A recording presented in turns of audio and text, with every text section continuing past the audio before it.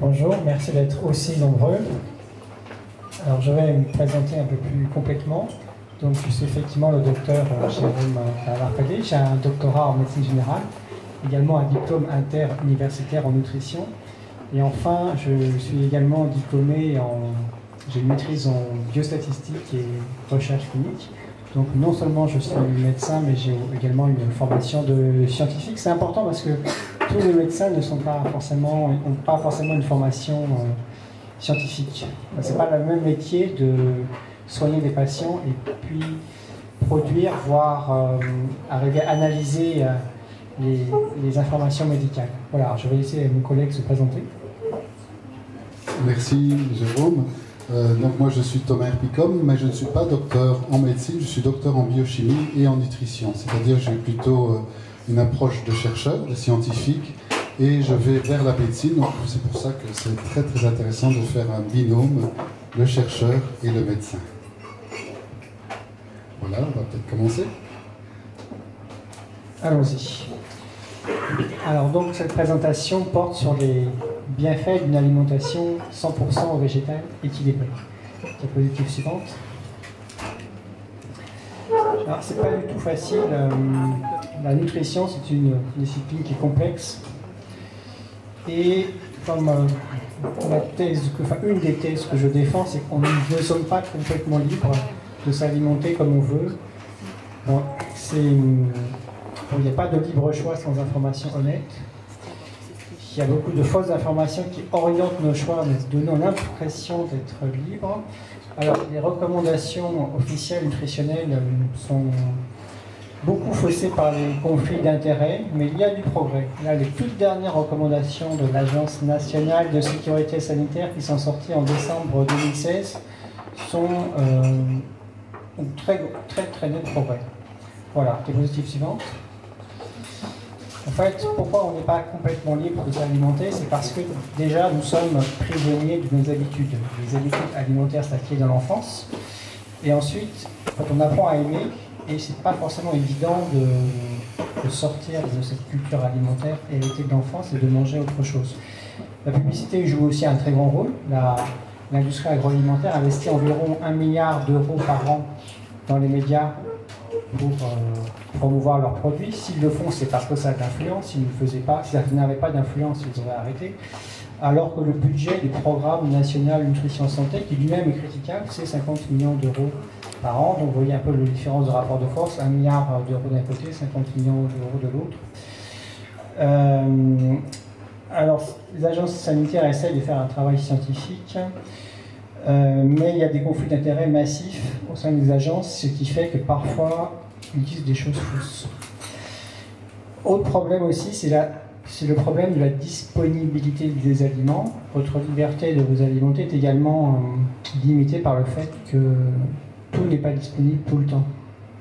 Voilà, donc il y a une tendance à une bonne disponibilité de certains aliments qui sont mauvais pour la santé, et parfois une mauvaise disponibilité des aliments bons pour la santé. Donc même lorsqu'on a la connaissance, on ne peut pas toujours faire les bons choix.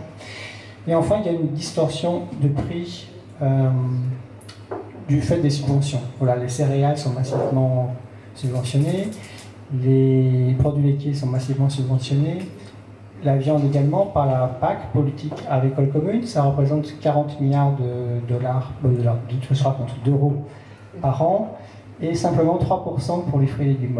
Les fruits et légumes ne reçoivent que 3% des subventions européennes, et les légumineuses, 0. Oui, en fait, excusez-moi pour l'effet d'Arsène, il y a effectivement ces distorsions, mais il y a aussi un facteur de reconnaissance sociale. Si on se reproche d'un point de vue historique, avant la Révolution française, la viande était réservée à l'aristocratie. Entre la Révolution française et la Deuxième Guerre mondiale, c'était les gens qui avaient les moyens de se le payer, donc c'était la bourgeoisie. Et après la Deuxième Guerre mondiale, il y a eu une forte demande pour avoir l'accès à la viande, pour montrer qu'on avait de quoi payer un morceau de viande à ses enfants. Avant la Première Guerre mondiale, la fierté, c'était de gagner son pain à la sueur de son front. Et après la Deuxième Guerre mondiale, je gagne assez d'argent que pour offrir de la viande à mes enfants, parce que c'était un aliment réservé aux riches et aux nobles, vais-je dire. Et ça a conduit finalement à une distorsion également de la production, c'est-à-dire qu'on a fait une surproduction de la viande de mauvaise qualité. Aujourd'hui, je m'adresse à des gens qui sont végétariens, qui sont finalement des précurseurs, parce que je suis persuadé que dans quelques années, les personnes qui sont végétariens véganes seront comme étant, faisant partie d'une élite de la société et des précurseurs. Et ça, c'est vraiment très important. Vous êtes vraiment les premiers à aller dans le bon chemin. Voilà. C'est ce que je voulais vous dire. Alors, j'ai conscience que les propos que je tiens sont très différents de ceux tenus par la majorité de mes confrères. Donc, dans le système de croyances dominant, une alimentation 100% végétale est dangereuse et la plupart des nutritionnistes, diététiciens, etc. vont vous en dissuader. Et de moins en moins, il y a de plus en plus d'ouverture sur le sujet. Je rencontre de plus en plus de diététiciens, diététiciennes, de médecins qui se posent des questions, qui ont même des connaissances de plus en plus solides sur le sujet. Donc plus le temps va passer, plus le discours que je tiens aujourd'hui va être répandu. Mais pour l'instant, c'est comme ça qu'on va avoir conscience. On a répété pendant 30-40 ans que c'était très dangereux, que ce n'était pas possible. Bon, alors pour répondre à cette question scientifique, j'ai fait un travail de recherche dans la littérature. J'ai essentiellement utilisé la base de données Medline, il y en a d'autres, il y a aussi Embase, Cochrane, etc. Je ne rentre pas dans les détails.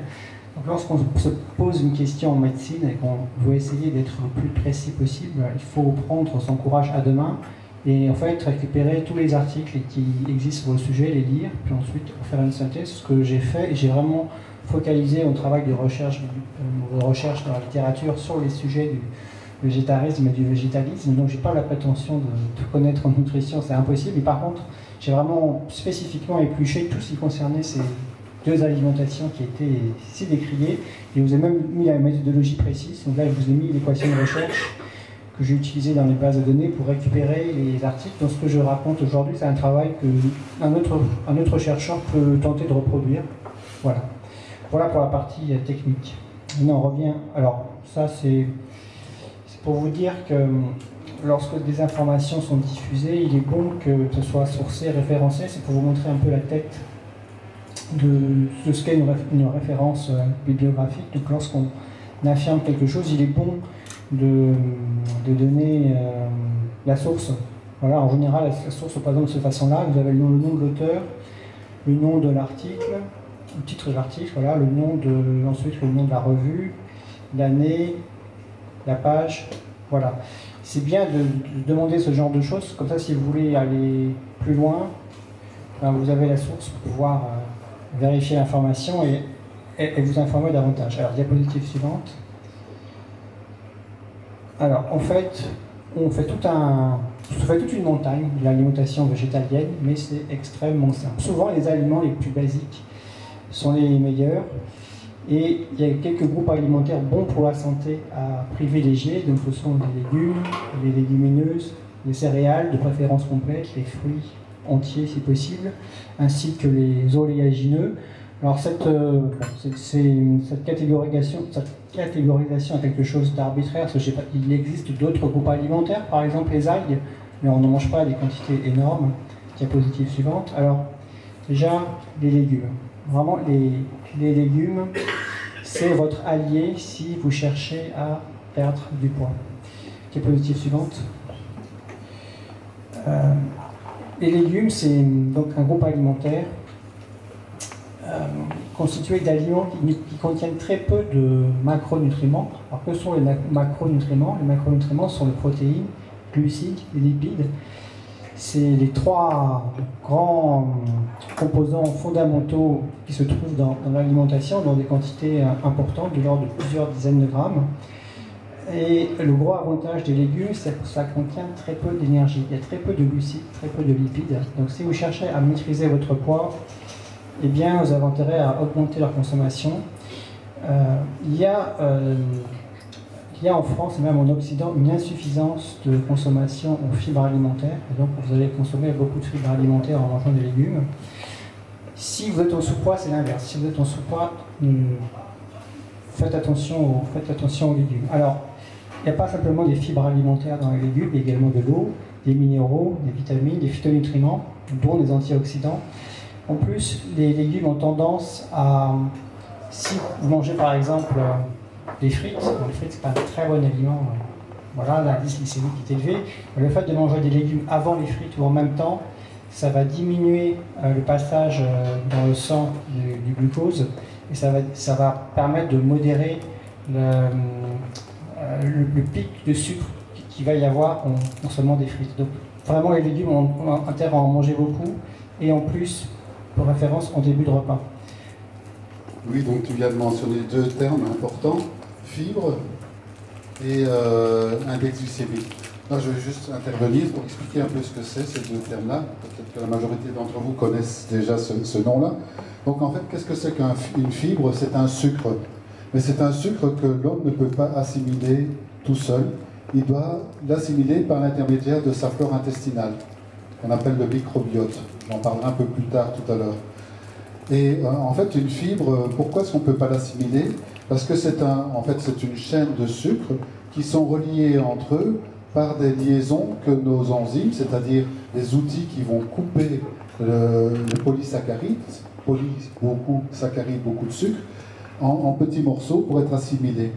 Et ces liaisons, ce sont des liaisons que seules les bactéries peuvent couper. C'est pour ça qu'on appelle ces fibres solubles également des prébiotiques, parce qu'ils vont servir à nourrir notre flore intestinale. Et aujourd'hui, notre alimentation est extrêmement pauvre en fibres solubles. Il faudra manger à peu près 30 grammes par jour. Là, on en est sur les recommandations dans lesquelles je pense que tu es d'accord. Et en fait, en moyenne en France, on en consomme entre 10 et 15 grammes. Je ne parle pas de vous, parce que vous, en tant que vegan, vous avez certainement déjà une alimentation beaucoup plus riche en fibres solubles, donc c'est un très bon point. Deuxième notion dont parlait Jérôme, c'est en fait la glycémie. Alors qu'est-ce que c'est que la glycémie? C'est la vitesse à laquelle le sucre que l'on consomme se retrouve dans le sang. Alors le point de référence de 100% de glycémie, un indice glycémique de 100, c'est le glucose. Donc on donne 100 grammes de glucose et on calcule la courbe d'apparition du glucose dans le sang. Et généralement, il y a un pic au bout d'une heure. Si on prend un aliment qui a un index glycémique beaucoup plus bas pour la même quantité de sucre, c'est-à-dire qu'on va prendre 100 grammes d'un fruit, on va apporter 100 grammes de sucre apporté par le fruit, pour la même quantité, la vitesse de diffusion de ce glucose dans le sang va être beaucoup plus lente. Et la plus lente, notamment, ce sont par exemple les féculents, les céréales comme les lentilles, les légumineuses, vais-je dire plutôt, qui ont un index glycémique très bas. Et comme disait très bien Jérôme, le fait de manger, d'associer des fruits et légumes ou des légumes avec des frites qui sont à un index glycémique très élevé, va ralentir la vitesse de diffusion. Parce que là, c'est un effet mécanique, c'est-à-dire que la fibre soluble va tapisser les parois de l'intestin et ralentir la diffusion du sucre rapide à travers cette paroi. Donc on va réduire l'index glycémique de manière artificielle en associant des légumes avec des frites. Alors justement, on va parler maintenant des légumineuses. Les légumineuses, c'est un groupe alimentaire vraiment très intéressant. Alors on va définir ce que c'est parce que certains ne connaissent pas le mot. Bon, évidemment pas les véganes de longue date, mais ceux qui s'intéressent à ce type d'alimentation. C'est au départ une classification botanique. Ce sont des plantes qui sont capables de fixer l'azote de l'air en travaillant en collaboration avec des bactéries. Alors, il y a des légumineuses qu'on utilise en alimentation animale, mais pas en alimentation humaine. Alors, je ne vais pas parler des légumineuses qu'on utilise en alimentation animale. Et donc, voici les principales légumineuses utilisées en alimentation humaine. Alors, il y a les lentilles qui sont encore restées dans la culture française. Par contre, il y a eu un très fort déclin de consommation des haricots secs, pois chiches, fèves, soja. Enfin, il n'y a jamais eu une très grande consommation de soja en France, mais par contre, avant, il y avait une très forte consommation de haricots secs. C'était la base de l'alimentation dans les années 30. Et puis ensuite, la viande est venue remplacer la consommation de haricots secs. Et c'est vraiment dommage parce que c'est un groupe alimentaire qui est très intéressant, qui a des propriétés nutritionnelles fabuleuses. Alors c'est intéressant sur le plan nutritionnel, mais aussi sur le plan agronomique, puisque ça permet d'enrichir le sol en azote, donc ça c'est quand même intéressant. L'indice glycémique qu'on vient de définir, eh bien, on vient d'en parler, il est faible, et ça c'est un très gros point fort des légumineuses. Et puis c'est riche en presque tout, c'est très riche en protéines, en glucides, mais aussi en fibres alimentaires, calcium, en fer, en zinc, en fait il y a presque tout, sauf la vitamine B12. C'est un groupe alimentaire qui a une efficacité prouvée pour prévenir le diabète. Alors la seule réserve, la seule limite, c'est la tolérance de votre type digestif à une forte quantité de fibres alimentaires. Alors même si les fibres alimentaires sont bonnes pour la santé, je pense que ce n'est pas une bonne idée de passer à une très faible consommation, à une très forte du jour au lendemain. Quand un type digestif n'est pas habitué à une grande quantité de fibres alimentaires, ça peut donner la diarrhée, les gaz, etc. Il faut un petit peu un temps d'adaptation. Donc, pour faire des paliers d'une semaine, augmenter progressivement. Et si vous augmentez progressivement, vous pouvez avoir les bénéfices sans les inconvénients. Je connais des gens qui ont fait la transition brutalement. Eh bien, en fait, il y a 15 jours un peu difficiles. Puis après, le corps s'adapte. Voilà. C'est pour vous prévenir, vous ne soyez pas déçus. Oui, c'est vrai. Donc, il faut adapter. L'adaptation, qu'est-ce que c'est? C'est comme si on apportait un terreau dans le jardin, et que finalement ce terreau faisait pousser des tas de bactéries ou plutôt de plantes. Donc les fibres solubles jouent le rôle de prébiotiques, et par l'assimilation par les bactéries, certaines bactéries sont ce qu'on appelle hétérofermentaires et produisent des gaz en même temps. Donc on peut avoir des problèmes de ballonnement si on a une flore intestinale qui n'est pas adaptée à l'assimilation importante de. Donc c'est une adaptation progressive, c'est vraiment très très important. Et pour reprendre ce que Jérôme disait au point de vue de l'assimilation et de la consommation des légumineuses, il y avait un tableau que je n'ai pas repris dans le diaporama ici qui a été préparé par Jérôme, c'est l'évolution de la consommation des féculents et des légumineuses au cours du temps depuis la Révolution française à aujourd'hui. Et lors de la Révolution française, 80% de l'alimentation était basée sur les légumineuses. Aujourd'hui, elle ne représente que plus que 20%. Donc on a vraiment fait un basculement. Et en fait, c'est ça la plus grande perte dans l'alimentation. Vous, en étant vegan, on retrouve finalement une alimentation qui a été millénaire européenne. Alors maintenant, on va parler des céréales. La consommation de céréales est élevée. Là, c'est dans la culture occidentale. Diapositive suivante. En fait, en France, on consomme essentiellement du blé sous forme de pain, de pâte, de pizza, enfin sous forme de farine blanche, et le riz.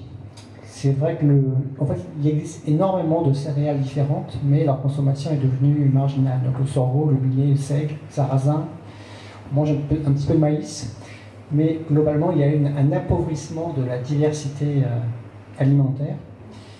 Et non seulement on consomme peu de céréales différentes, mais en plus on les consomme de manière raffinée. Voilà, et donc là, le fait de manger du riz blanc ou du pain blanc, ça conduit à manger des aliments qui sont à index glycémique élevé, donc ça fait des pics de sucre après les repas. L'organisme n'aime pas ça. Quand il y a un pic de sucre, eh bien l'organisme va devoir stocker sous forme de graisse cet excès de sucre. Ensuite, il y a un autre phénomène, heureusement qui n'est pas systématique, mais après qu'il y a un pic de glucose qui est trop élevé dans l'organisme, pour lutter contre ça, il va fabriquer de l'insuline. Et donc plusieurs heures après, vous pouvez avoir ce qu'on appelle une hypoglycémie réactionnelle, ça veut dire pas assez de sucre dans le sang en réaction à un taux trop élevé juste avant. Et du coup, vous pouvez avoir un coup de pompe 2 heures, 3 heures après avoir mangé des aliments sucrés.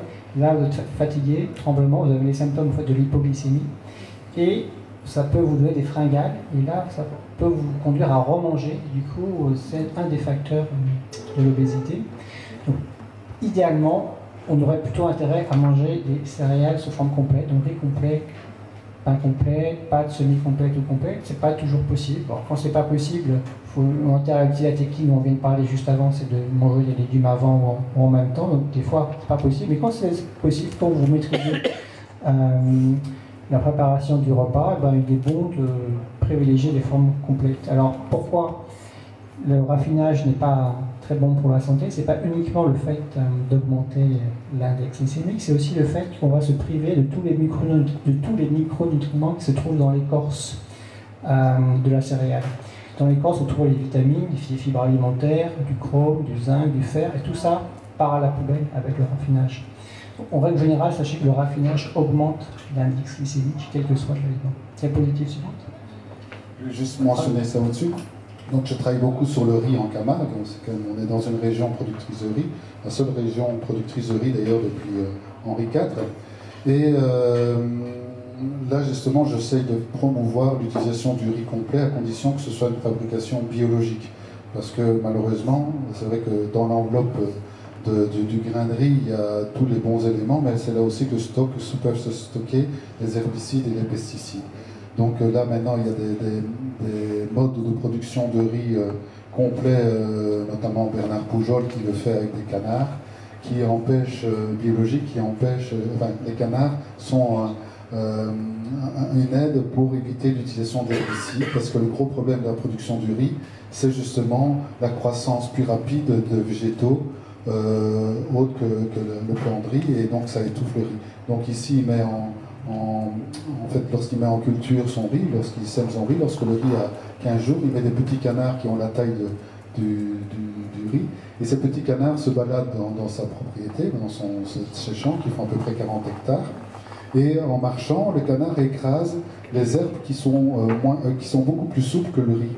Et en l'écrasant, il voit que c'est par terre et il mange le riz. Donc c'est en fait des petits êtres qui désherbent systématiquement, et c'est vraiment une approche totalement écologique depuis. Donc cette production est faite déjà depuis maintenant une dizaine d'années. Il n'a jamais utilisé aucun herbicide, alors que maintenant, ça c'est très très intéressant. Notre approche aussi, c'est justement, comme disait Jérôme, d'avoir un riz complet, parce qu'il apporte notamment les vitamines. Et en Thaïlande, c'était l'origine de la découverte des premières vitamines B, parce que le chercheur qui s'est aperçu que les Chinois qui venaient en Malaisie consommaient du riz essentiellement blanc et souffraient de problèmes nerveux, parce que justement, ils n'avaient plus les vitamines B. Et il a découvert qu'en fait, c'était l'écorce du riz qui apportait la vitamine B, donc pour lutter contre le beriberi. Voilà. C'est très intéressant, donc comme quoi les observations permettent de découvrir des molécules qu'on ne connaissait pas. Autre élément aussi qui sont très intéressants dans l'écorce du riz ou dans le germe du riz, c'est l'oryzanol. On va en parler un peu plus longuement tout à l'heure, c'est un polyphénol qui lui réduit le taux de cholestérol de manière naturelle. Et l'huile de riz est très intéressante, par exemple. Donc il y a beaucoup d'éléments intéressants.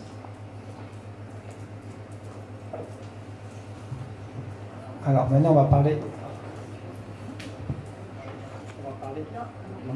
Si.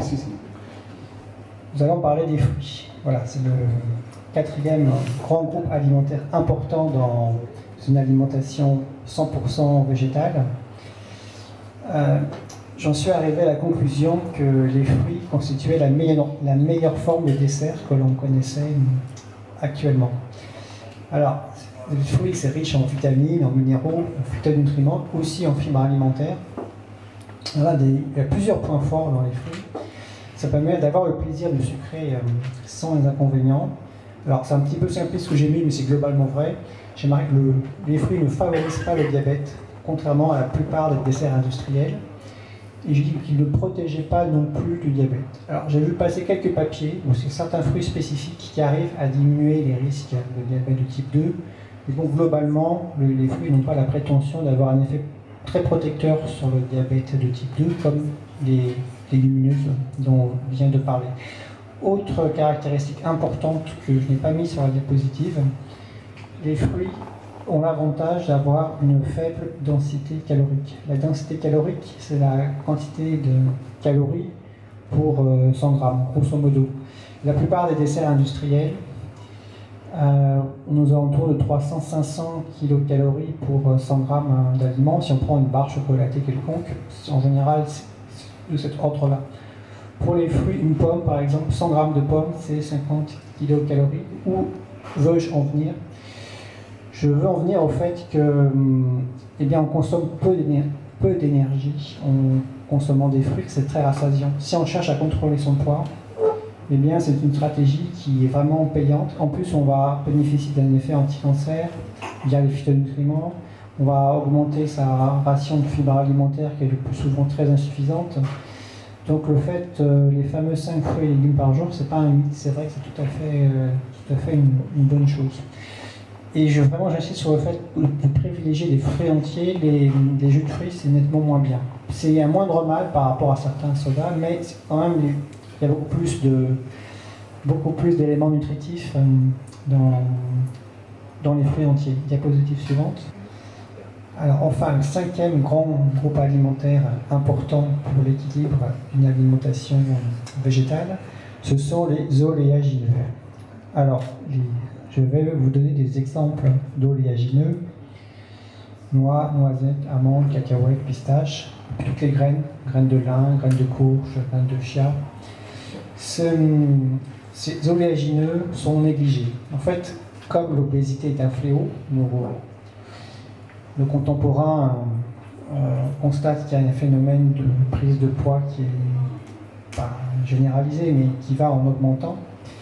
Eh bien, on cherche des solutions, donc on cherche à limiter l'apport calorique, comme sur le papier. C'est vrai, c'est indéniable que si on prend une table de nutrition, et si on regarde les chiffres de kilocalories pour les oléagineux, ce sont des chiffres élevés, voire très élevés. Là aussi, c'est de l'ordre de 250 à 500 kilocalories pour 100 grammes. Donc c'est vrai que ça contient beaucoup d'énergie, parce que ça contient beaucoup de lipides. Donc on a eu tendance à les mettre de côté, à dire qu'il faut arrêter d'en consommer. Bon. Alors c'est vrai que c'est énergétique, donc il ne faut pas non plus en abuser, mais j'ai vu passer des études épidémiologiques qui montraient que ceux qui consomment régulièrement des oléagineux ne grossissent pas tant que ça. La prise de poids est anormalement basse par rapport à ce que ce devrait être en mangeant d'autres types d'aliments. Donc il y a un phénomène que tu as peut-être compris, que moi je n'ai pas compris, je l'ai constaté en tant que clinicien. Voilà. Je vais peut-être reprendre la parole à ce niveau-là. Oui, vas-y, reprends la parole. Parce qu'on parle donc de graisse, il faut savoir qu'on a toujours diabolisé la graisse parce que ça a toujours été synonyme de prise de poids. Et insaturé, c'est la moitié d'oméga 6 et la moitié d'oméga 3. 15% d'oméga 3, 15% d'oméga 6. Ça, ce serait l'idéal. Et alors là, on a des membranes qui correspondent à l'équilibre physiologique. Juste dernier point sur les membranes cellulaires, c'est-à-dire qu'aujourd'hui nos membranes sont très riches en oméga 6 et très pauvres en oméga 3, c'est ce qui est à droite là, ce qui veut dire que les nutriments ne peuvent plus rentrer, notamment le sucre apporté par nos aliments. Il augmente la glycémie, c'est-à-dire le taux de sucre dans le sang devient très important, et il faut savoir que le taux de sucre, au-delà lorsqu'on dépasse 1,5 g par litre, il devient cytotoxique, c'est-à-dire qu'il va tuer nos cellules. Et l'insuline a pour mission de réguler ce taux de sucre dans le sang.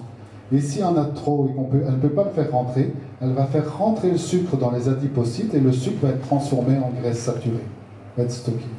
Et ça, c'est les problèmes d'insulinorésistance causée par un déséquilibre de la membrane. Donc la première chose à faire, c'est de retrouver d'abord ce rapport oméga 3, oméga 6, pour que nos membranes puissent vivre, respirer. C'est l'équilibre cellulaire. Tu avais commencé la conférence avec l'équilibre, et manger équilibré, c'est ça, retrouver les équilibres, pour justement permettre aux nutriments de rentrer dans les cellules et aux toxines d'être éliminées.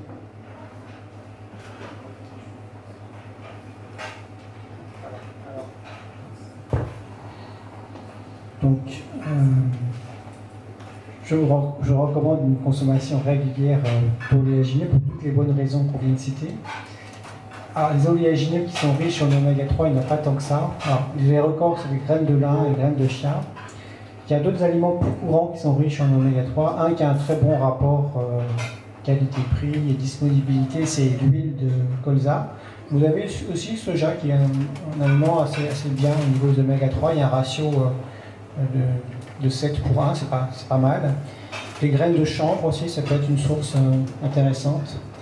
Voilà pour les aliments riches en oméga 3. Alors, nous en parlons des carences à éviter. C'est une véritable obsession. On a l'impression que lorsqu'on va devenir végétarien ou végétalien, on va devoir faire face à tout plein de carences. Et je dois témoigner du fait que c'est un mythe, que c'est beaucoup plus complexe que ça. En fait, ce problème, ce n'est pas spécifique aux gens qui ont arrêté de manger de la viande. C'est quelque chose qui existe déjà dans la population générale. Alors, on va à la diapositive suivante. En fait, l'alimentation occidentale standard, elle a tendance à être trop riche en protéines, trop riche en lipides, trop riche en glucides. Nous mangeons en général trop de ce qu'on appelle des macronutriments. Mais malgré cet excès de consommation en macronutriments, on peut quand même voir des carences vitaminiques et autres. Alors, il y a une étude spécifiquement française qui a été faite dans les années 90-2000 et qui s'est focalisée sur cette question. Et on a constaté que en fait, les carences vitaminiques sont très courantes. Donc, pour la vitamine C, c'est de l'ordre de 30%. Vitamine D, ben ça, c'est pas lié à l'alimentation, c'est lié à l'exposition solaire. On a des chiffres de l'ordre de 80-90% en hiver. La vitamine B9, c'est de l'ordre de 10%, etc. Donc, en fait, tout le monde, beaucoup de gens sont carencés. Et étrangement, il n'y a pas des actions de santé publique formidables pour lutter contre ces carences. Donc on laisse la population dans cet état-là, c'est dommage. Diapositive suivante. En fait, le message que je veux faire passer, c'est que chaque alimentation a ses avantages et inconvénients. Et je pense que lorsqu'on est une alimentation 100% végétale, globalement, en fait, on a moins de carences. Mais ce n'est pas les mêmes. Certains nutriments sont plus faciles à trouver dans une alimentation complètement végétale. Et d'autres, au contraire, sont plus faciles à trouver. Puis il y a des nutriments qui sont relativement difficiles à trouver dans tous les modes alimentaires qu'on connaît. Alors on va commencer par les nutriments difficiles à trouver dans tous les modes alimentaires courants. La vitamine D. Alors la vitamine D, pourquoi? C'est pas parce qu'on mange mal, c'est parce que pour fabriquer de la vitamine D, il faut être exposé au soleil. Nous fabriquons la vitamine D à partir du cholestérol. Et la civilisation a beaucoup évolué. Avant, la plupart d'entre nous travaillaient dans les champs, donc c'était pas difficile de fabriquer de la vitamine D. Peut-être que les moines copistes, les religieux éventuellement étaient carencés en vitamine D, mais à part cela, les nobles aussi, parce que les nobles cherchaient à avoir la peau blanche pour se distinguer de la masse, qui avait le teint hâlé. Et maintenant qu'on a évolué dans une civilisation industrielle et de service, on est entre quatre murs, entre 9h du matin et 17h, et du coup, il y a une carence qui est généralisée. Les oméga 3 aussi, c'est un problème. On en a parlé, donc moi je ne vais pas y revenir. Il y a énorme déficit en oméga 3 dans la population générale, moins chez les végétariens et véganes, mais quand même. Et donc les nutriments qui sont plus faciles à trouver dans une alimentation végétarienne, végane, c'est la vitamine B9, la vitamine C, les fibres alimentaires. Et ce qui est intéressant, c'est que bon, on a des préjugés, on se dit, bon, si on arrête la viande, on va avoir des carences, ça va être compliqué, etc. Et pourtant, les faits sont là. Lorsqu'on lit les articles scientifiques, c'est marqué noir sur blanc. Nous constatons qu'en règle générale, les personnes végétariennes et végétaliennes ont une alimentation qui est plus proche des recommandations nutritionnelles officielles. C'est-à-dire que sans avoir de très grandes connaissances en nutrition, en mangeant les 5 groupes alimentaires dont on a longuement parlé, eh bien en général, on arrive à un équilibre alimentaire qui est meilleur. Voilà. Diapositive suivante. Mais il y a quand même des points faibles, on va parler des points faibles. Tout n'est pas rose dans l'alimentation végane, il y a quand même des nutriments plus difficiles à trouver. Alors vraiment, le nutriment le plus difficile à trouver, c'est la vitamine B12. Donc là, c'est un peu un défi de trouver de la vitamine B12. Donc le message simple ici, le message tout simple, c'est qu'il faut se supplémenter en vitamine B12 si on est complètement végétalien. Mais peut-être, ça concerne une partie de la population, et peut-être qu'un jour on découvrira que c'est pas aussi simple que ça. Comme la vitamine B12 est réputée non toxique, on a tendance à supplémenter tout le monde. Voilà, donc la supplémentation que je recommande, c'est de l'ordre de 2500 microgrammes par jour ou 2000 microgrammes par semaine. On peut diminuer la dose par semaine si on prend le supplément en dehors des repas. Voilà. Mais sachez que ce problème n'est pas l'exclusivité des véganes. En fait, il y a beaucoup de carences en vitamine B12 chez les personnes âgées. Là, ce n'est pas un problème d'apport, c'est un problème d'absorption. La vitamine B12, elle est attachée aux protéines animales. Il faut pouvoir la détacher. Et les personnes âgées ont tendance à perdre la capacité de détacher la vitamine B12 des protéines par manque de sucre gastrique. Et ce problème-là aussi est complètement négligé. Et la troisième point, mais qui est un domaine totalement nouveau dans lequel on fait que commencer à découvrir, c'est que finalement les animaux qui sont strictement herbivores comme les ruminants, ils ont un métabolisme, une physiologie très très proche de l'homme. Nous sommes des animaux également, n'ont aucune carence en vitamine B12, donc ce qui veut dire que la vitamine B12 est synthétisée par leur flore intestinale. Et on sait qu'il y a certaines bactéries comme les bifidus, certains lactobacillus, notamment Gasseri ou Plantarum, qui produisent la vitamine B12. Alors le reproche qu'on disait jusqu'à présent, elles produisent cette vitamine après la zone d'absorption. Elles produisent ça au niveau du côlon. En réalité, on s'est aperçu maintenant que chez les gens, les véganes stricts depuis longtemps, il y avait une colonisation du l'inéone qui est en fait la partie terminale de l'intestin grêle, qui était peuplée par ce genre de bactéries qui produisaient à partir des végétaux la vitamine B12. Donc c'est assez complexe de vraiment tirer, est-ce qu'il faut avoir une supplémentation, est-ce qu'on peut avoir une carence ou quoi. C'est un peu la bouteille à encre pour le moment, je ne sais pas si tu es d'accord avec moi. Parce que je pense que ce n'est pas un faux problème. Lorsqu'on regarde les études scientifiques, c'est vrai qu'il y a plus de carence en vitamine B12 chez ceux qui mangent que des végétaux que chez les autres, mais après il peut y avoir des exceptions. On peut tout à fait imaginer que certaines personnes finalement trouvent un moyen autre. Si on se focalise sur cette question, c'est parce que dans le passé, et c'est également le cas encore au présent, il y a eu des accidents. Il y a une population bien spécifique, ce sont les nourrissons. Voilà. Là, vraiment, je pense que chez les nourrissons, il faut absolument supplémenter en vitamine B12, parce qu'on a déjà vu des problèmes de santé assez sévères dans cette population-là. Chez l'adulte, on a le temps. On a le temps parce que la vitamine B12, c'est une vitamine qui se stocke très bien. Donc, dans le cas général, je vous recommande de vous supplémenter en B12. D'ailleurs, sachez que le plus gros consommateur de vitamine B12, en fait, c'est les animaux d'élevage. La consommation de vitamine B12 pour les êtres humains, c'est marginal. Hein. C'est vraiment en fait, on supplémente, on met la vitamine B12 dans la nourriture des animaux d'élevage pour stimuler leur croissance. Et sans le savoir, en mangeant de la viande, on consomme indirectement plein de vitamine B12. Voilà. Si vous voulez utiliser une technique originale, si vous voulez utiliser une technique autre pour vos apports en vitamine B12, à ce moment-là, faites doser régulièrement l'acide méthylmalonique, c'est un Y, l'acide méthylmalonique dans les urines. Et en fait, l'acide méthylmalonique s'élève lorsque les stocks de vitamine B12 baissent dangereusement. Donc, le dosage de l'acide méthylmalonique qui ne dose pas uniquement la carence en B12, c'est un test global qui est peu le reflet de l'activité vitaminique de plusieurs vitamines, mais c'est un test qui est très sensible. Si l'acide méthylmalonique est normal, c'est bon, il n'y a pas de souci. S'il est élevé, là, vous avez intérêt à vous supplémenter en vitamine B12. Alors maintenant, nous allons parler d'un sujet qui déchaîne les patients, ce sont les protéines. Alors, je ne peux pas ne pas le traiter, mais ça nous fait toujours un petit peu sourire, parce qu'en fait, c'est un faux problème. Je vais finir sur les vrais problèmes, qui sont des problèmes mineurs. Le zinc, c'est un peu plus difficile à trouver. C'est faisable, il n'y a pas de carence grave en zinc, mais on a intérêt à manger régulièrement des oléagineux, parce que c'est le groupe alimentaire le plus riche en zinc dans l'alimentation végane. L'iode aussi, il n'y en a pas beaucoup dans l'alimentation végane. On a intérêt à avoir une consommation de temps en temps d'algues. Il y a une algue qui est très riche en iode, qui est du kombu, mais il ne faut pas en manger beaucoup. Manger un tout petit peu, par exemple une demi-cuillère à café, même pas tous les 15 jours, c'est largement suffisant pour les apports en iode. Il y a effectivement quelques nutriments qui sont un petit peu plus difficiles à trouver, il n'y a rien de dramatique.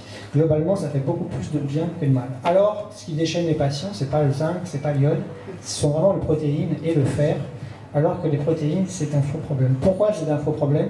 Sans faire exprès, il suffit de manger à sa faim, et puis on arrive à assurer ses besoins en protéines. Voilà, alors c'est peut-être un peu court de dire les choses comme ça, donc on est obligé de se justifier tellement il y a des gens qui sont persuadés que c'est très compliqué de trouver des protéines dans les végétaux. Alors déjà les besoins, je pense que les besoins sont variables, hein, ça dépend des individus, ça dépend aussi si on est adapté à une consommation alimentaire importante ou peu importante, chose qui n'est jamais dite d'ailleurs. Et les besoins sont aux alentours de 0,6-0,66 grammes par kilo et par jour. En Occident, en général, on se prend une marge de sécurité, donc on dit qu'on a besoin de 0,8 grammes par kilo et par jour de protéines. Ça veut dire que si vous pesez 50 kilos, vous avez besoin grosso modo de 40 grammes de protéines par jour, probablement moins. En fait, il y a une étude qui s'appelle l'étude INCA qui étudie ce que consomment les Français. En fait, en moyenne, les Français consomment 1,4 grammes par kilo et par jour de protéines. Et donc, c'est un excès. Grosso modo, la consommation moyenne de protéines en France est 2 fois les besoins. Donc le vrai problème, c'est plutôt l'excès de protéines que le déficit. Voilà, donc je ne vais pas trop à vous soucier de la carence en protéines. Alors, où trouve-t-on des protéines dans les végétaux? Il y a dans 3 grands groupes alimentaires. Vraiment, le plus intéressant, ce sont les légumineuses, qui sont à la fois très riches en protéines et bonne pour la santé par ailleurs, et en plus, même la plus mauvaise, entre guillemets, protéine de légumineuse, qui est la protéine de lentilles, est déjà très très bien fichue, et il y a un équilibre entre les différents acides aminés essentiels dans la protéine de lentilles, qui est déjà presque aussi bon que le soja. Le soja, c'est parfait, il y a beaucoup de légumineuses qui ont aussi un profil en acide aminé qui est considéré comme parfait. Il y a également des protéines dans les céréales, dans les oléagineux. Alors le reproche qu'on fait aux céréales et aux oléagineux, c'est de manquer d'un acide aminé essentiel qui s'appelle la lysine. Il y a de la lysine dans les céréales et dans les oléagineux, mais il y en a moins en proportion et ça sert à décrédibiliser entre guillemets les protéines végétales. Ça, c'est un problème théorique, ce qui se passe dans l'éprouvé, dans la pratique. En fait, si vous avez une alimentation qui est suffisante en calories, mais insuffisante en protéines, vous allez avoir ce qu'on appelle un kwashiorkor. Voilà, vous êtes trop maigre, mais vous avez un énorme ventre. On voit ça en Afrique. C'est des populations qui mangent que du maïs, par exemple. On arrive à voir ça. Moi, j'ai jamais vu un kwashiorkor de ma vie chez un occidental. Soit, en général, quand les personnes sont trop maigres, il y a une dénutrition globale. Donc, chez les anorexiques, on voit ça, par exemple. Mais il n'y a pas une carence isolée en protéines. C'est quasiment impossible d'avoir une carence isolée en protéines si on mange à sa faim. Si je peux intervenir, effectivement, donc, en termes de protéines, on en a largement assez, mais il y a aussi la qualité des protéines et la qualité de ces composants qu'on appelle les acides aminés, donc dont la lysine fait partie. Un point important sur lequel il faut travailler, c'est la teneur en acides aminés qu'on dit aromatiques, le tryptophane, la phénylalanine, la tyrosine, et notamment tryptophane, parce que c'est lui qui est en fait à la base de la synthèse notamment de la dopamine, et qui sont en fait des régulateurs, des neurotransmetteurs. Et une carence en tryptophane peut jouer sur justement le moral et tout ça. Et ça, c'est très important. Donc il faut choisir effectivement des légumineuses qui sont une des meilleures sources en acides aminés aromatiques. Diapositive suivante. Alors, on a déjà parlé de la qualité des protéines. Je vais sauter cette diapositive. Voilà. Alors, si vous voulez aller plus loin dans la question des protéines, il y a une documentation qui est sur la table que vous pourrez prendre en fin de conférence. Et il y a une base de données canadienne. En tapant dans Google fichier sur les éléments nutritifs canadiens, vous tombez sur une base de données gratuite qui détaille le contenu en acides aminés de tous les aliments. Et ce qui est intéressant, c'est que la plupart des gens pensent qu'il n'y a pas de protéines dans les végétaux, ou s'il y a des protéines, qu'il va manquer, qu'il va y avoir zéro lysine, zéro tel et tel acide aminé. En consultant vous-même cette base de données, vous pourrez voir de vos propres yeux qu'en fait, il y a toujours tous les acides aminés essentiels et non essentiels dans toutes les protéines. Donc quand on vous dit qu'il manque d'eux, qu'il y en a zéro, c'est pas vrai du tout. Par contre, ce qui change, c'est la proportion. Alors, les protéines végétales, je t'en prie, a des points forts, donc se focalise sur les points faibles dont on a longuement parlé.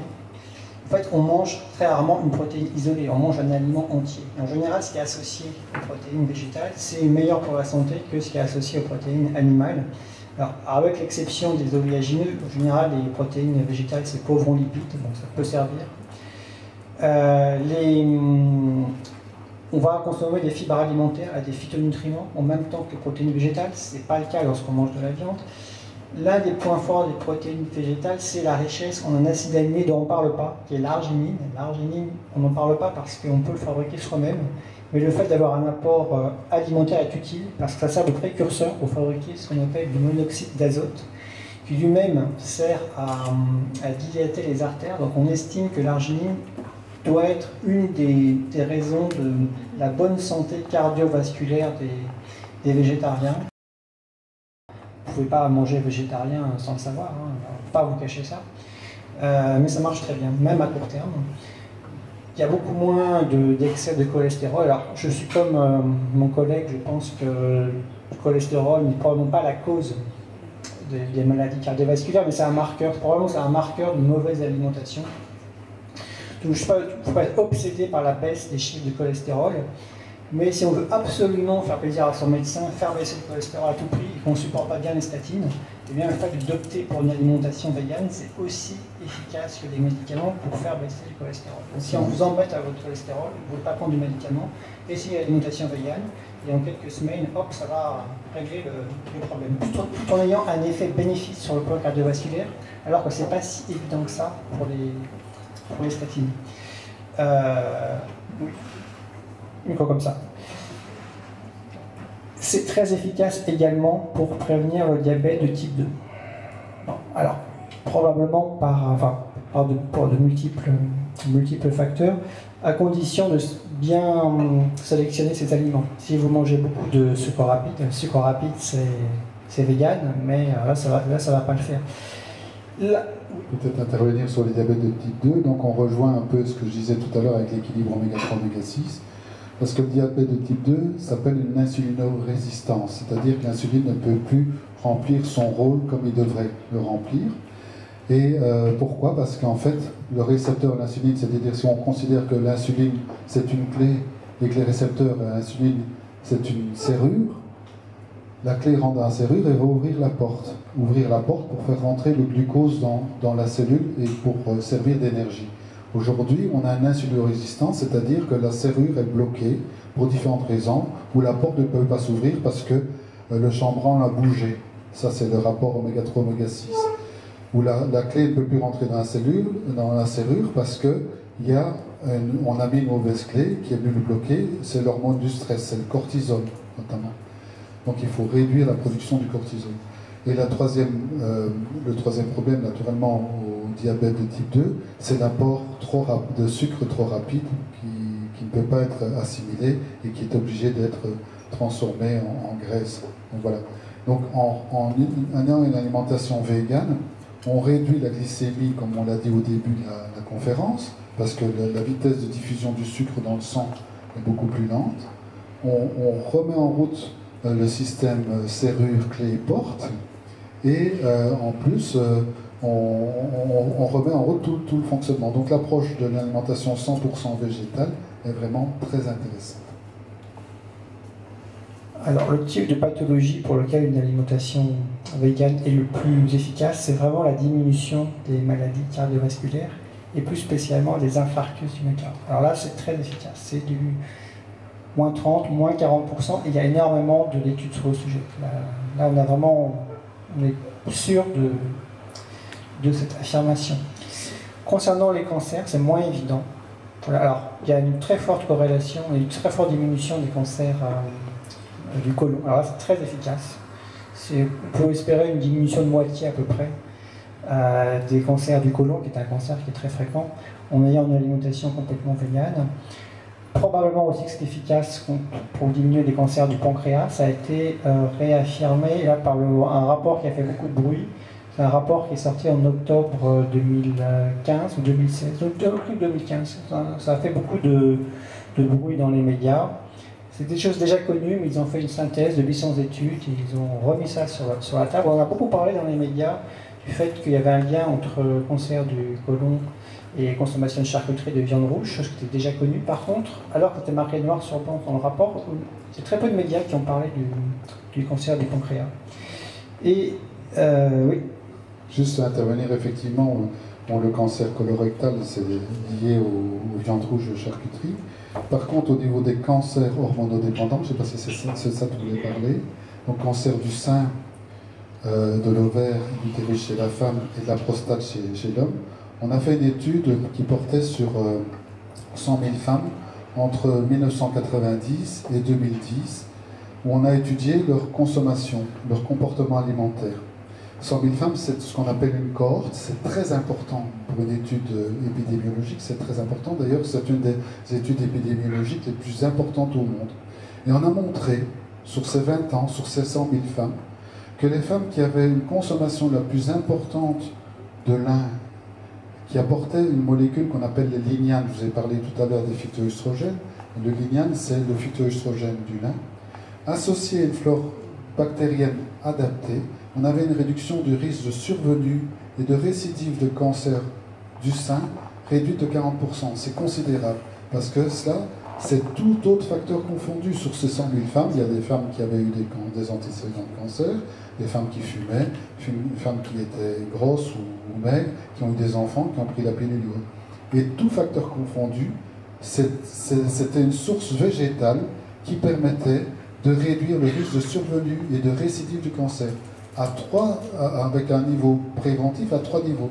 Prévention primaire, secondaire et tertiaire. C'est-à-dire que même chez les personnes qui ont eu un cancer, qui sont sous traitement de chimiothérapie, qu'on appelle par exemple tamoxifène, on a observé que l'association du tamoxifène avec les lignanes du lin avait un effet synergique. Et ça, c'est un très grand espoir aussi. Malheureusement, ça n'intéresse pas trop l'industrie pharmaceutique parce que c'est bon marché. Voilà. Alors, ce brillant exposé, vous remplacez le mot lin par le mot soja et vous remplacez le mot lignane par isoflavone, et on peut dire la même chose pour le soja. Alors, le soja qui est si décrié, souvent on dit « Ah, faites attention », il y a beaucoup de cancérologues qui disent à leurs patientes « Vous avez un cancer du sang, maintenant il faut absolument arrêter le les Ben, en fait, c'est faux, c'est exactement l'inverse. Les isoflavones du soja ont la propriété d'éviter des récidives de cancer. C'est dommage, c'est la connaissance inverse qui, en fait, la plupart des cancérologues n'ont jamais lu les études en question. Ils se basent en fait sur les recommandations de l'ANSES, l'Agence nationale de sécurité sanitaire, qui à une époque a dit des bêtises volontairement parce qu'il y avait des gens qui travaillaient en même temps pour l'industrie laitière, Danone et Nestlé, pour ne pas les citer. Et du coup, ils ont dit le contraire de ce qu'ils pensaient. Bon, c'est dommage. Bon. On a perdu 30 ans. Oui, tout à fait. Voilà.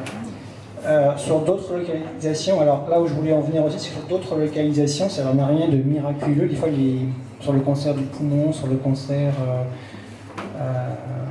par exemple, ORL, etc., les études sont contradictoires. C'est-à-dire que théoriquement, on devrait moins y en avoir chez les végétariens, parce qu'on sait que la consommation de fruits et légumes diminue ce type de cancer, et pourtant, il y a des études qui montrent qu'il n'y a pas de différence.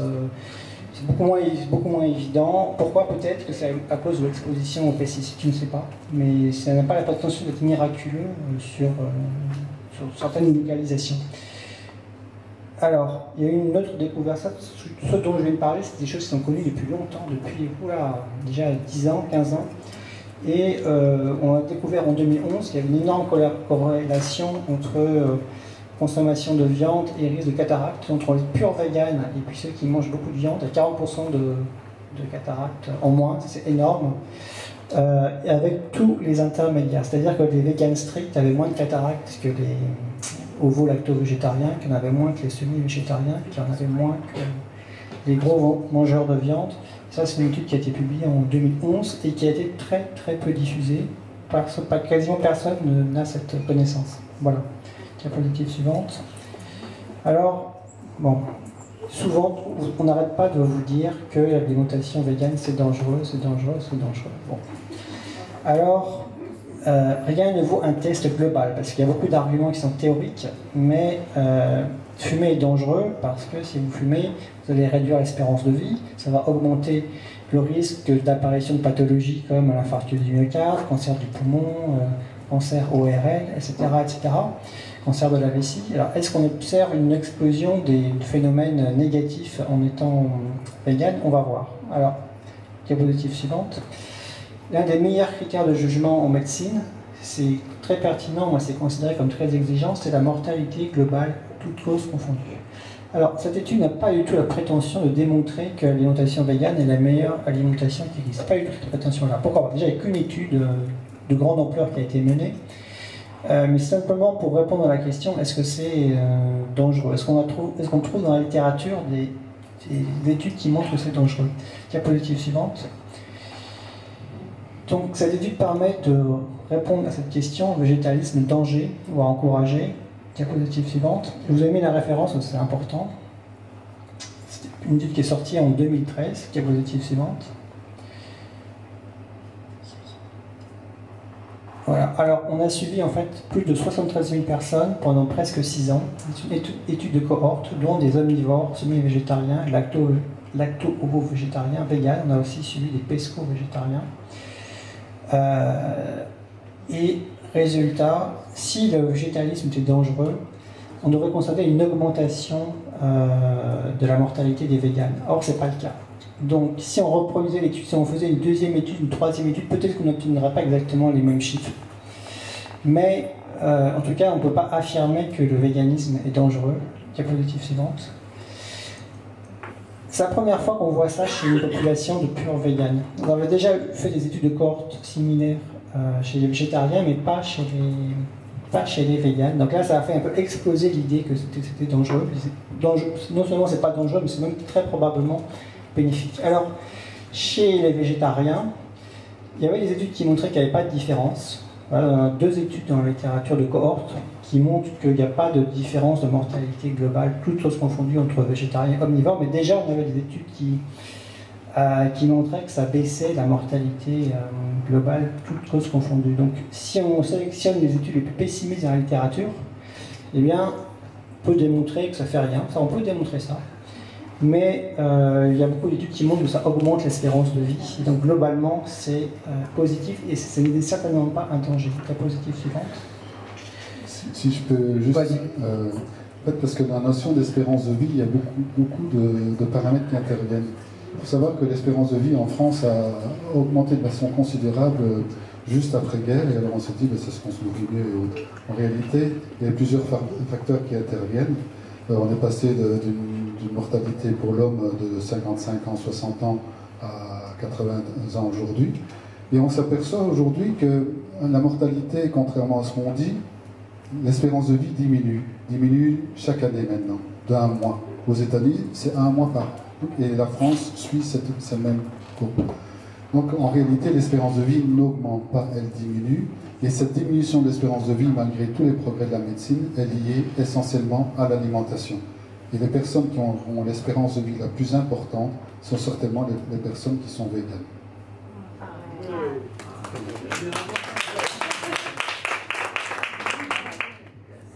Alors après, les explications, je n'ai pas fait de...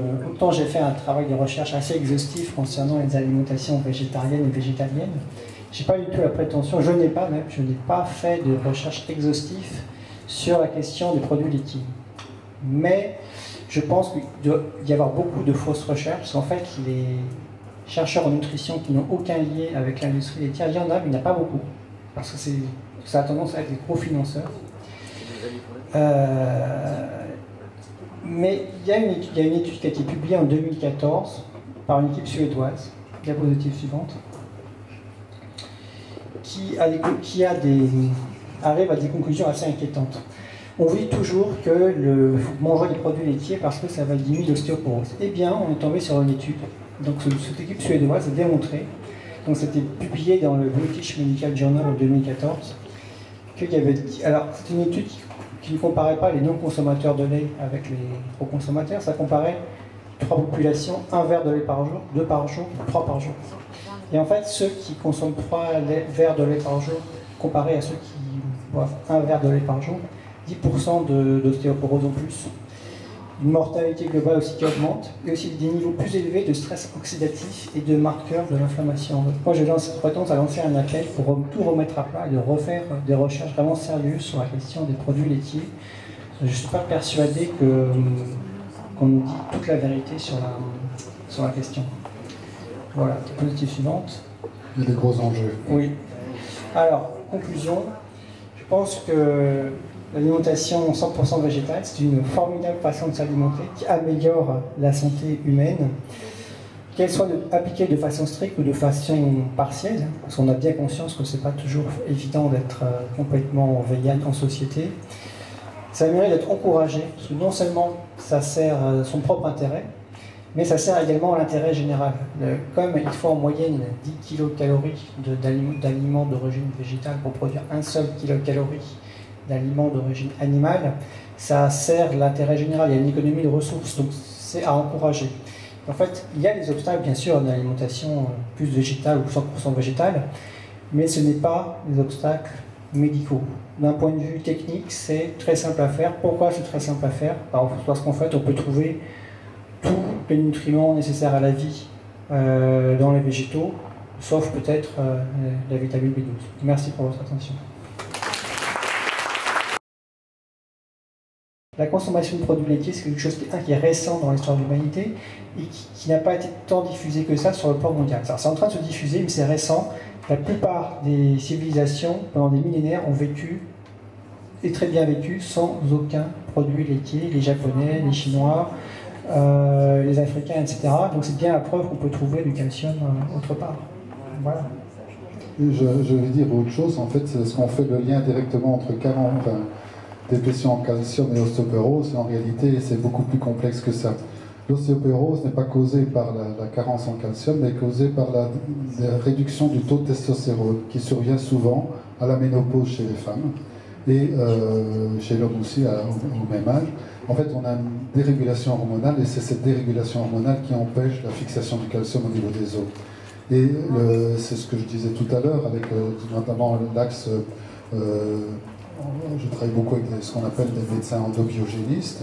Au niveau de la thyroïde, au niveau des surrénales, il faut travailler pour justement amplifier cette production de testostérone, réguler la production d'œstrogène et de testostérone. Et c'est ça vraiment le gros problème pour la fixation du calcium au niveau des os.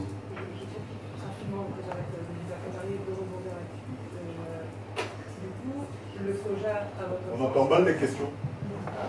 Je vais répéter. Donc le soja. Aurait un effet protecteur justement à la ménopause de par le fait des oestrogènes qu'il contient? Alors c'est un peu, si je peux me permettre, je te laisse parler après. Donc c'est vrai que dans le soja, il y a des phytoestrogènes qu'on appelle la génistéine, et dans le lin, il y a un autre œstrogène qu'on appelle le SDG, parce que je ne vais pas vous dire la molécule complète, elle est très complexe, très longue. Et pendant très longtemps, il y a eu des études un peu opposées entre est-ce qu'il faut prendre ou pas du soja lorsqu'on a un cancer du sein notamment. Mais très récemment, il y a une publication qui vient d'apparaître qui montrait que les risques de surdévelopper ou non ce cancer dépendaient de la qualité du microbiote. Parce qu'il faut savoir que l'ingénistéine et le SDG sont transformés par la flore intestinale en entérolactone et entérodiol, qui sont des molécules qui vont justement empêcher le développement et la multiplication des cellules cancéreuses par l'intermédiaire des aromatases. Voilà. Bon, en deux mots. Donc c'est un peu plus complexe, mais maintenant on a montré, on a essayé de comprendre pourquoi est-ce qu'effectivement les femmes asiatiques étaient mieux protégées que les femmes européennes. On en parlait déjà dans les années 70, parce qu'elles consommaient beaucoup de soja. On a essayé d'appliquer cela au niveau de toutes les femmes européennes, mais elles n'ont pas du tout le même microbiote que les femmes asiatiques. Donc en fait, apporter du soja à quelqu'un qui a déjà un cancer déclaré, c'est peut-être pas la meilleure solution. Par contre, si elle avait déjà consommé c'était l'objet de cette publication qui date d'il y a 2 mois, hein, c'est tout récent. Si cette personne avait consommé du soja auparavant, on a montré qu'elle avait mis en place une microflore, un microbiote, qui lui permettait évidemment d'avoir tous les bénéfices du soja. Alors, pour compléter par rapport à l'ostéoporose, en fait, on a une vision très simpliste de l'ostéoporose en France. On a l'impression qu'il suffit de manger beaucoup de calcium, on va être protégé contre l'ostéoporose. Alors, je pense quand même que si on souffre d'un grave déficit en calcium, si on en mange très peu, là oui, là ça peut favoriser l'ostéoporose. Mais il y a plusieurs dizaines d'autres paramètres qui sont négligés. L'arrêt du tabac. Il y a un lien entre tabac et puis ostéoporose. Une consommation excessive de sel. Au niveau du rein, il y a une compétition entre la réabsorption du calcium et la réabsorption du sel. Donc, lorsqu'on mange trop de sel, on n'arrive pas à réabsorber le calcium. Parce qu'en fait, il y a un flux qui se fait, on excrète en permanence du calcium qu'on réabsorbe. Et si on a trop mangé de sel, on va perdre le calcium alimentaire qu'on a consommé. Également, l'exercice physique, c'est très important, mais ça en général, on le sait. Il y a une vitamine qu'on néglige complètement, c'est la vitamine K2, qui est essentielle dans la bonne santé de l'os. Alors, on en parle beaucoup, mais il est bon de le rappeler. Ça peut être toujours un peu surréaliste de faire du bourrage de mots en disant qu'il faut enlever du calcium, et en laissant la pauvre population française carencée en vitamine D. Il y a 80% des gens qui sont carencés en vitamine D, et il n'y a aucune politique de santé publique pour supplémenter systématiquement les gens en vitamine D. Voilà, alors il faut savoir ce qu'on veut. Si on veut des os solides, il ne faut pas se contenter de manger beaucoup de calcium, il faut aussi faire attention à la vitamine D. Réaction des autorités, déremboursement du dosage en vitamine D, quand même, ils exagèrent, pas très sérieux. Alors, il y en a qui disent, oui, mais c'est surestimé, en fait, les normes sont fausses, la norme qu'on applique, 30 nanogrammes par millilitre de vitamine D pour définir un déficit en vitamine D, c'est trop élevé, il faudrait baisser la norme. Mais en fait, cette norme a été définie justement par rapport à la quantité maximale de calcium qu'on peut absorber. C'est-à-dire que si vous mangez une certaine quantité de calcium, pour en profiter au maximum, il faut avoir au moins 30 nanogrammes par millilitre de vitamine D dans le sang. Si vous avez moins, vous ne pouvez pas absorber tout ce que vous pourriez absorber. Voilà. Et tout ça n'est pas mis sur la table. À chaque fois, c'est le calcium. Donc si les gens sont honnêtes dans leur volonté de vouloir nous protéger contre l'ostéoporose, il faudrait qu'ils mettent tout ça sur le tapis. Voilà. D'autres questions? On ne peut pas parler non plus de l'équilibre acido-basique. C'est vrai. Parce que déjà, on a été bavard, on a parlé de beaucoup de choses et on est déjà un petit peu en retard. Alors, oui, alors je n'ai pas parlé. C'est vrai que lorsqu'on a une alimentation qui est très acidifiante, si on mange trop de protéines par exemple, c'est pour neutraliser un excès d'acide, il y a une réaction biochimique qui permet de produire des substances alcalines. Mais le prix à payer, ça va être justement une décalcification. On va perdre du calcium dans les urines en voulant neutraliser l'excès d'acide. Donc effectivement, les aliments acidifiants sont aussi un des facteurs de risque de l'ostéoporose. Alors sachez qu'une alimentation végétale est très alcaline. Sans faire exprès, en adoptant pour une alimentation 100% végane, et vous allez avoir un équilibre acido-basique excellent parce qu'il n'y a pas beaucoup d'aliments acidifiants parmi les végétaux. Il y en a, notamment les céréales. La protéine du soja, c'est une très rare protéine qui est très légèrement basique. Alors que si vous regardez le caractère acidifiant d'un aliment, c'est mesuré par l'indice de Prahl. Donc procurez-vous sur internet un tableau avec l'indice de Prahl et vous verrez que les aliments qui sont très chers, qui sont très acidifiants, sont presque toujours des aliments d'origine animale. Voilà. Moi j'avais une question par rapport à, on a évoqué rapidement le microbiote, bon je sais qu'il faudrait beaucoup de temps pour en parler plus en profondeur, mais vous avez souvent parlé qu'en fait pour être en bonne santé avec le régime végétal, il faut surtout avoir une flore bactérienne qui est adaptée justement pour bien assimiler tous ces nutriments. Et moi j'ai l'impression qu'on est un peu justement, il y a beaucoup de problèmes liés justement aux flores intestinales, parce qu'on est dans une société qui nous stresse et voilà, que les médicaments, tout ça, ça appauvrit notre flore. Et comment faire pour... Donc effectivement, la flore intestinale, c'est quelque chose de dynamique. Même si on le reçoit à la naissance, généralement les enfants qui sont nés par voie naturelle sont meilleure flore intestinale que les enfants qui naissent par césarienne. Et on se dit, tiens, il y a vraiment un transfert. Mais en réalité, cette flore intestinale est soumise à différentes pressions. La première de ces pressions, c'est la présence d'antibiotiques, qui, comme le nom l'indique, vont tuer les mauvaises bactéries, mais aussi de bonnes bactéries. L'appauvrissement en fibres solubles, c'est-à-dire comme je disais tout à l'heure, on mange plus qu'entre 10 et 15 grammes de fibres solubles alors qu'il faudra en manger 30. Et troisièmement, le troisième facteur aussi, c'est qu'on a une alimentation qui est très pauvre en bactéries parce qu'elle était pasteurisée, hygiénisée. Depuis Pasteur, il a dit il faut stériliser tout ça, pasteuriser tout ça, et finalement on a beaucoup moins d'apport extérieur de cette flore intestinale. Or, la meilleure source de bactéries, ce sont les végétaux. Il faut savoir que dans un légume, vous avez de l'ordre de plusieurs milliards de germes bactériens sur une salade, même si elle est bien nettoyée. Donc c'est ça qui est très important. Donc prenez des salades biologiques, ça c'est important, hein, déjà qui n'ont pas été traitées, pour redresser. Alors maintenant, on a de plus en plus sur le marché l'arrivée de probiotiques, mais c'est toujours limité à maximum une dizaine de types de souches différentes qu'on connaît, alors que dans notre intestin, il y a à peu près 1000 bactéries différentes avec des génotypes différents. Et il faut savoir aussi qu'on a 100 000 milliards de bactéries dans notre intestin et que dans notre corps, on n'a qu'à peu près 1000 milliards de cellules. Donc on a 100 fois plus de petits êtres qui vont nous aider avec un génome, avec des outils différents que nous-mêmes. Donc c'est ça, il faut le mettre, il faut le créer. Alors pour revenir à votre question, comment restaurer cette flore intestinale? Ben, il y a les prébiotiques, pour moi c'est le plus important, les fibres solubles. Une alimentation riche en polyphénol également.